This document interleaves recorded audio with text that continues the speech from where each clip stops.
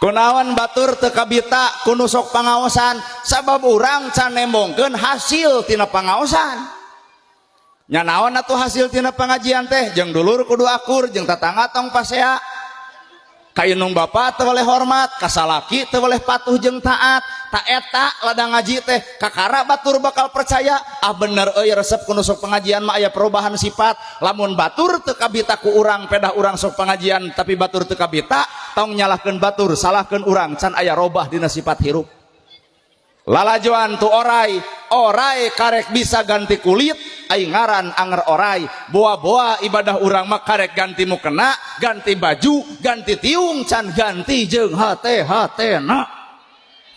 Urang mah ibadah teh karek ganti baju can ganti jeung hate. Mana bukti? Salat ganti baju, ganti sarung, bubar salat anger keneh hate mah.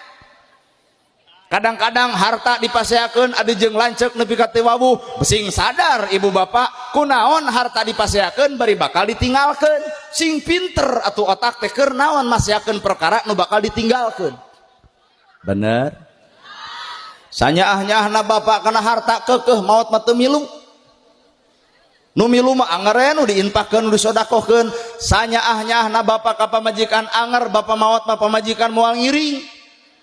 Sugan di dieu mah disubang, lamun salakina maot teh geuning garuh singsat bari jebleh, bapak abdi bade ngiring we ka jero bade jeung saha abdi keung. Lamun urang tukang nguburkeun dijejak juri milu mah gandeng ah.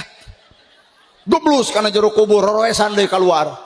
Cing teu lain deuk milu rada gelo cenah ustad teh. Tungguan geus natus, aduh eta nu rek milu ka salaki, buuk dibeureman deui, rok diponokan deui, begerna ge jeung ABG brondong.